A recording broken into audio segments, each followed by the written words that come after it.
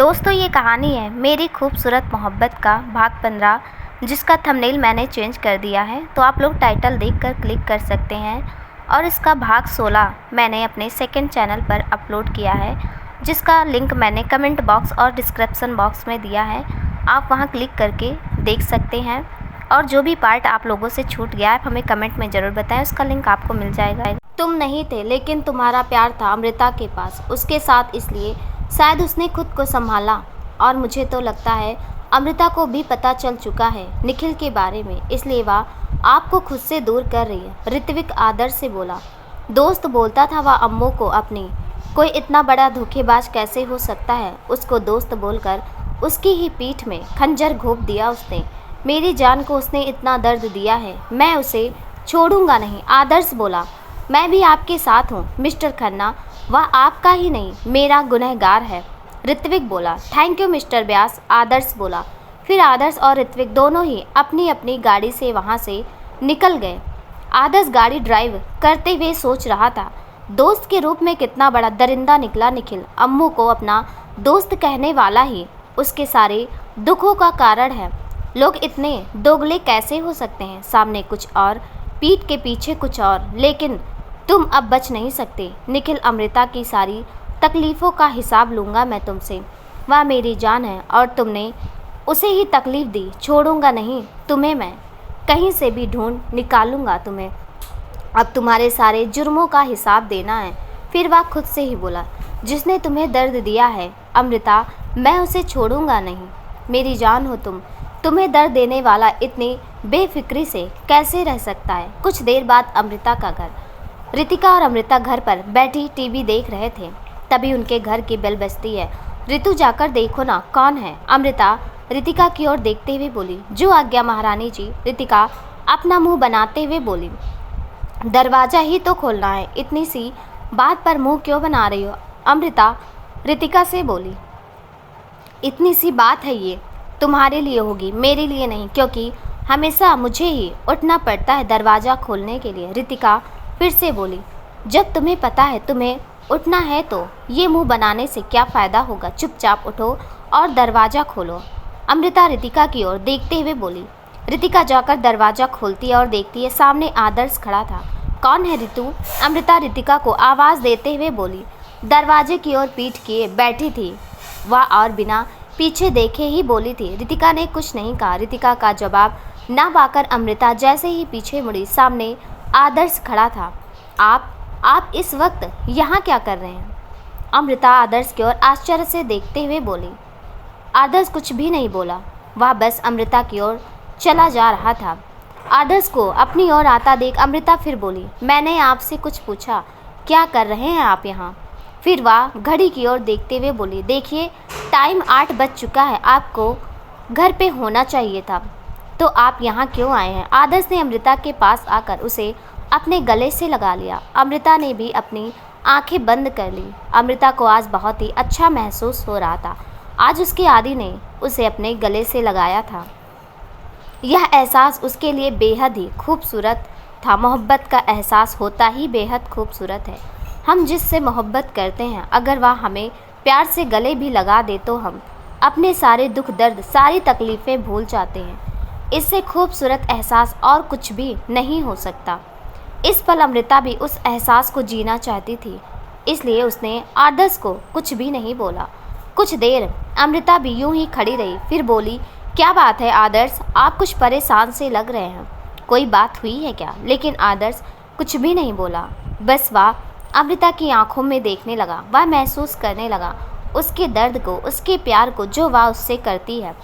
अमृता फिर बोली। बताइए ना आदि, कुछ हुआ है क्या? आप परेशान क्यों लग रहे हैं?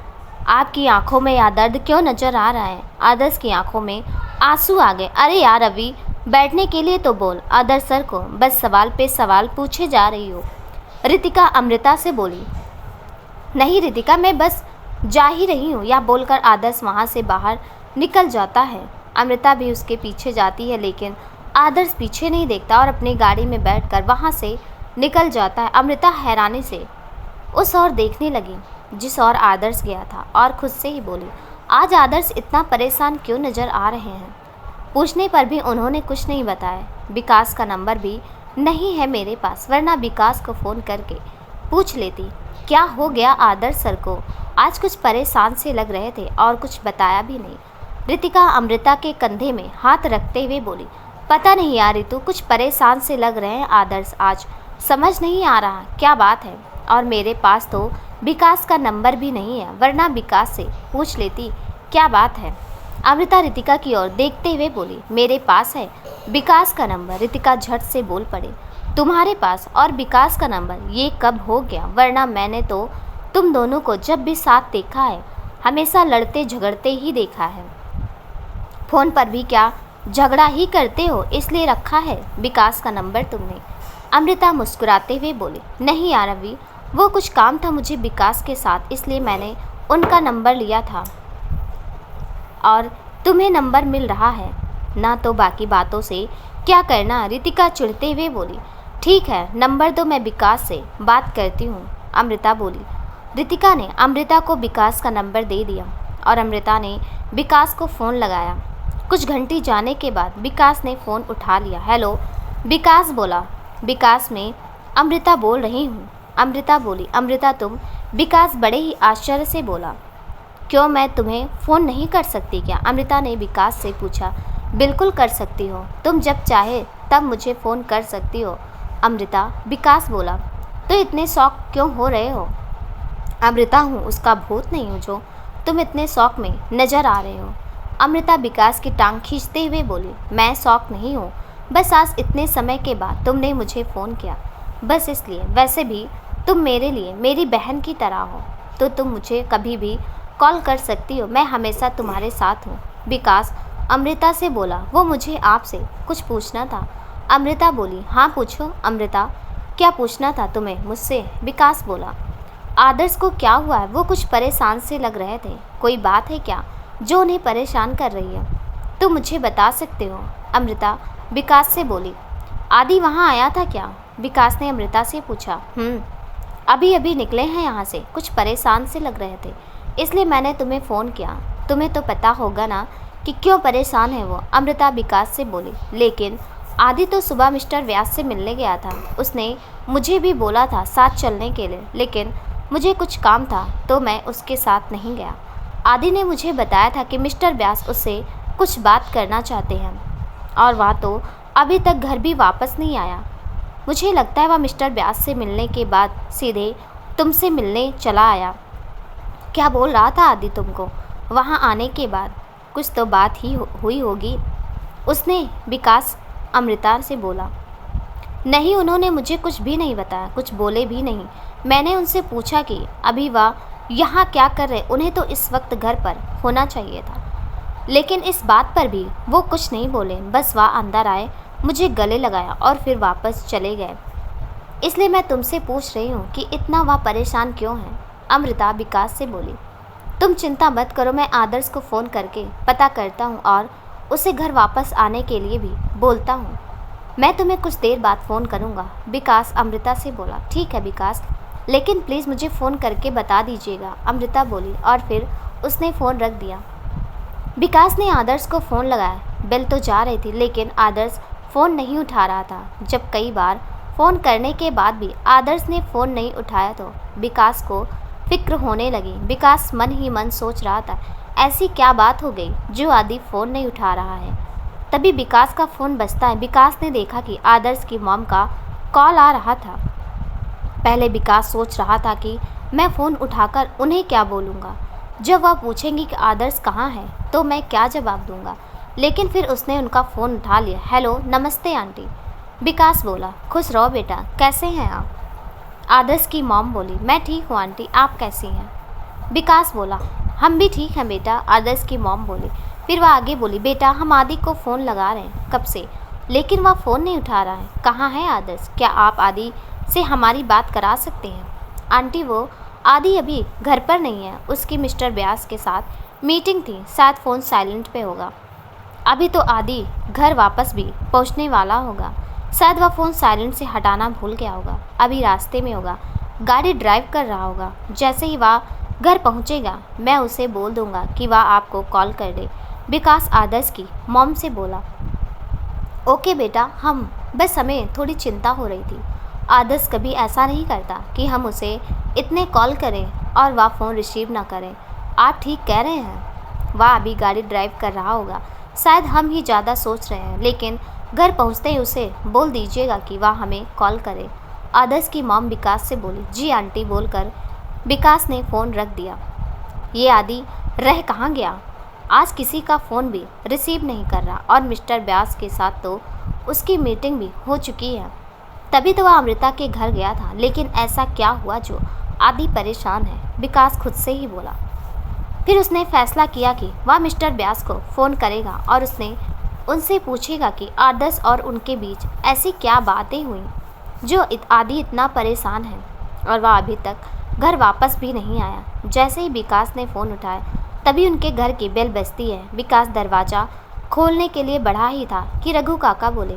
विकास बेटा, आप परेशान लग रहे हैं, शायद किसी को फ़ोन कर रहे हैं। आप बात कीजिए, मैं देखता हूँ। शायद आदर्श बाबा होंगे दरवाजे पर। रघु काका ने दरवाज़ा खोला।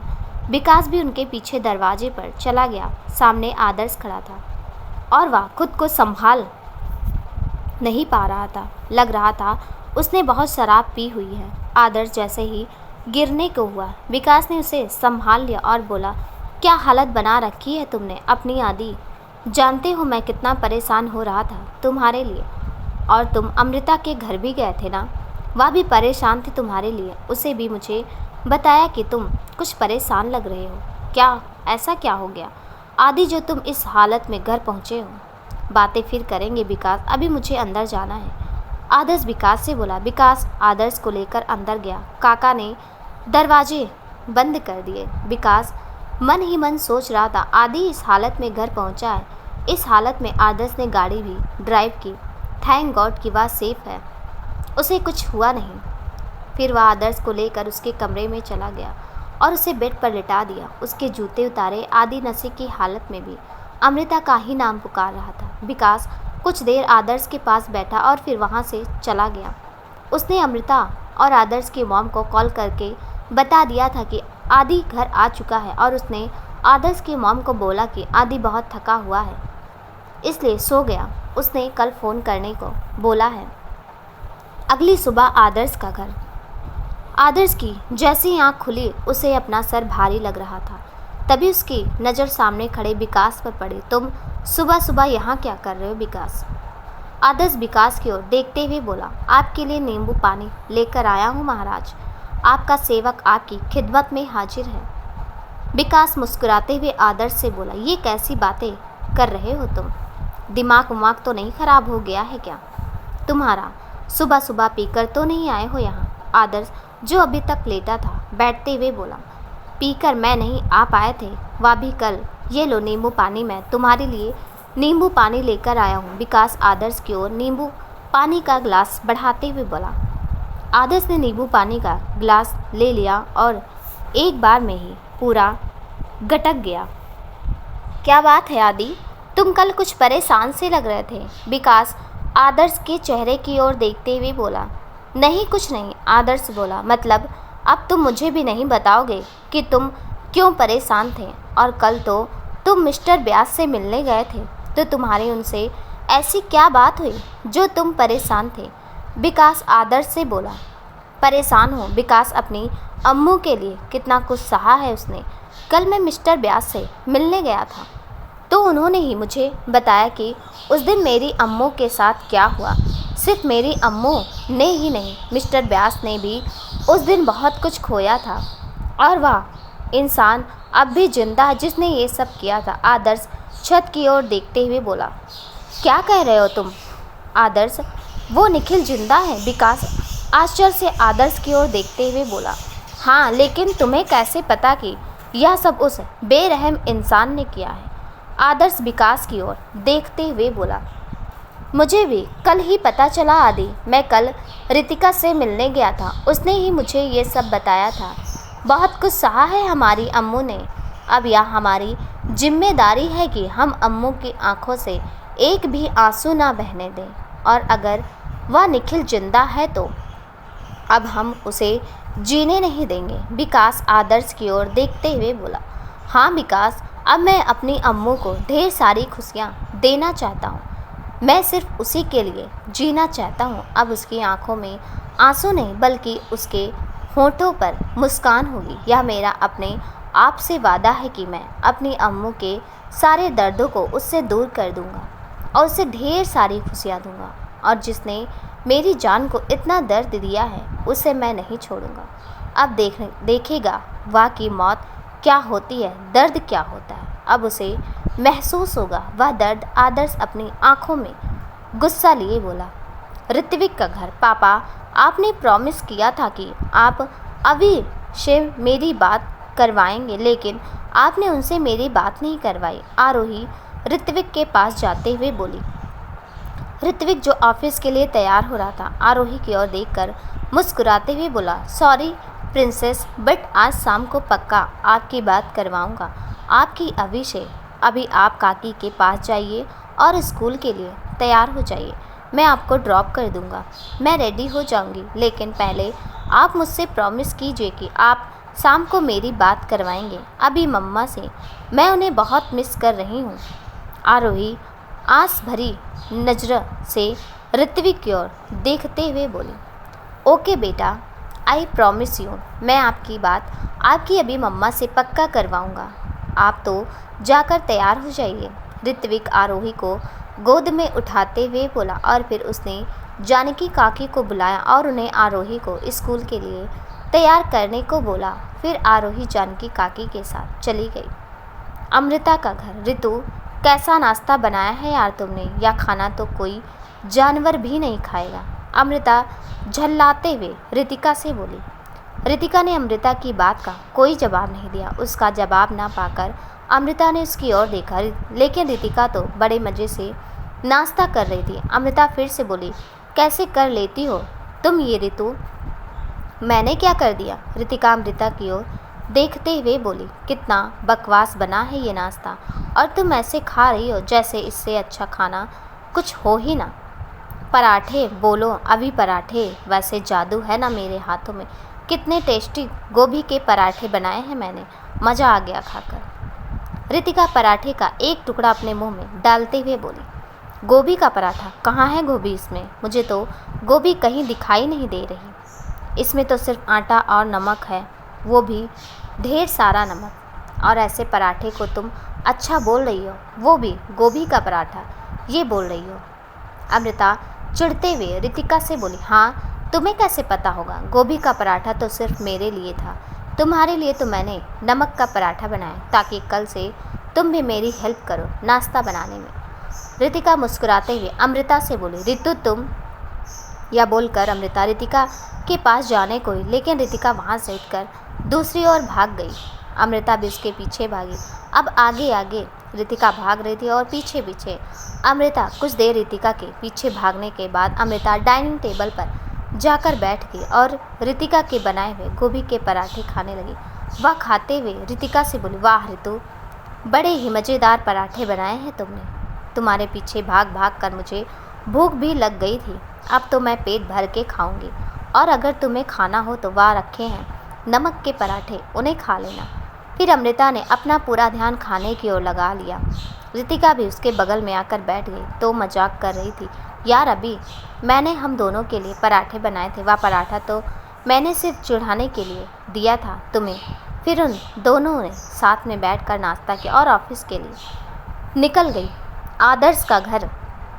विकास, चलो हम लोग अभी निकल रहे हैं ऑफिस के लिए। काका, हम नाश्ता ऑफिस में ही कर लेंगे, आप नाश्ता कर लीजिएगा। आदर्श सीढ़ियों से नीचे उतरते हुए बोला। विकास भी अपने कमरे से बाहर आ गया और दोनों ही ऑफिस के लिए निकल गए। विकास कार ड्राइव कर रहा था और आदर्श उसकी बगल वाली सीट में बैठा था। तभी अचानक से विकास ने ब्रेक लगाया। क्या कर रहे हो यार? विकास, ऐसे कौन ब्रेक लगाता है? आदर्श विकास की ओर देखते हुए बोला।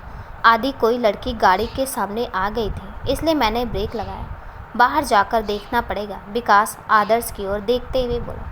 आदर्श और विकास दोनों ही गाड़ी से बाहर उतरे। उन्होंने देखा कि एक लड़की अपने कपड़े झाड़ रही थी। आदर्श बोला, आपको लगा तो नहीं? ऐसे कौन चलता है रोड पे? अभी तुम्हें कुछ हो जाता तो, अगर मैं ब्रेक नहीं लगाता तो क्या हो सकता था तुम्हें पता भी है। अचानक से गाड़ी के सामने आ गए। विकास उस लड़की की ओर देखते हुए बोला, सॉरी यह बोलकर जैसे वह लड़की आदर्श और विकास की ओर मुड़ी, वह दोनों ही उसे देखते रह गए। आदर्श के मुंह से अनायास ही निकल पड़ा, तुम यहाँ कैसे। विकास उस लड़की की ओर गौर से देखते हुए बोला, तुम यहाँ और इस हाल में। दोस्तों, इस कहानी का अगला भाग मैंने अपने सेकंड चैनल पर अपलोड किया है, जिसका लिंक आपको कमेंट बॉक्स और डिस्क्रिप्शन बॉक्स में मिल जाएगा।